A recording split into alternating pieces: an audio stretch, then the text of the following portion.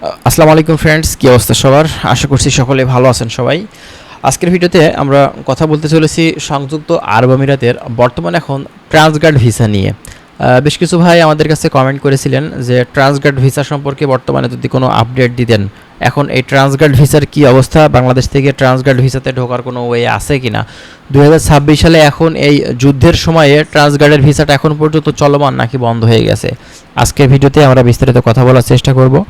অবশ্যই ভিডিওটি আপনারা সম্পূর্ণ দেখবেন, বিস্তারিত তথ্য আপনারা এই ভিডিও থেকে কিন্তু জানতে পারবেন। যারা নতুন এসেছেন সংযুক্ত আরব আমিরাতের বিভিন্ন ধরনের তথ্যগুলো আমাদের কাছ থেকে আপনারা জানতে চাচ্ছেন, অবশ্যই আমাদের চ্যানেলের সঙ্গেই থাকবেন। আমরা চেষ্টা করছি সংযুক্ত আরব আমিরাতের বিভিন্ন ধরনের তথ্যগুলো আপনাদের মাঝে পৌঁছে দেওয়ার।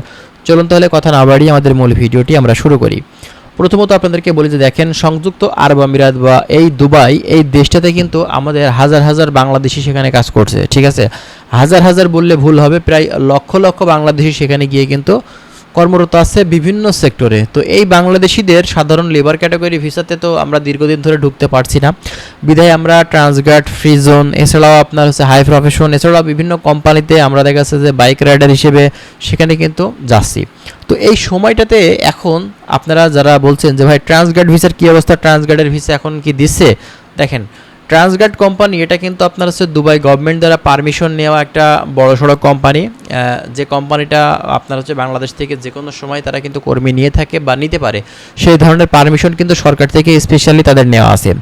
বাংলাদেশ থেকে আপনার ডেলিগেট কর্তৃক তারা কিন্তু বিভিন্ন ধরনের সেক্টরে কর্মী নেয়, যেমনটা বিশেষ করে বিল্ডিং কনস্ট্রাকশন সেক্টরে যারা mason, tiles mason, still fixer, carpenter, shuttering carpenter, painter, electrician, তারপরে প্লাম্বার, ওয়েল্ডার, বিভিন্ন ধরনের কাজে তারা কিন্তু এছাড়া সিকিউরিটি গার্ড হিসেবেও কিন্তু উচ্চ বেতনের কর্মী তারা নিয়ে থাকে। তো আপনি যদি বাংলাদেশ থেকে এই দেশটিতে আপনার ট্রান্সগার্ড ভিসা দিয়ে বর্তমান সময়ে ভিসা করার জন্য চেষ্টা করেন, তো এক্ষেত্রে ভিসা 100% ভাবে গ্যারান্টি দেওয়া যাবে না যে আপনার ভিসাটা হবে কি হবে না, কারণ এখন কিন্তু আগের তুলনায় ভিসার কার্যক্রমটা একদম স্লোলি হয়ে গেছে। এ কারণে কিন্তু সমস্যাটা হচ্ছে।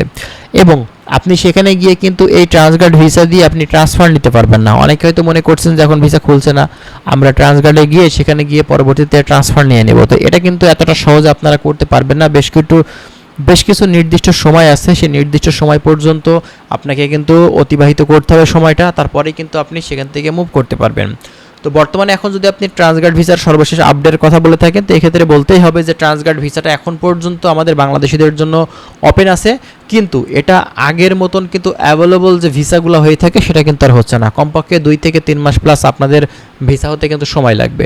আপনারা আজকে জমা দিয়ে দেখাচ্ছে 1 মাস পরেই বলবেন যে ভাই ভিসা হচ্ছে না, এই সমস্যা সেই সমস্যা। তো অবশ্যই আপনাদের সময় দিতে হবে। সময় দিলে আপনারা কিন্তু অবশ্যই এই ট্রান্সগার্ড ভিসাটা কিন্তু করতে পারবেন। তার জন্য অথেন্টিক একটা মাধ্যম আপনাদের প্রয়োজন। মাধ্যম ভালো হলে অবশ্যই কিন্তু সম্ভব।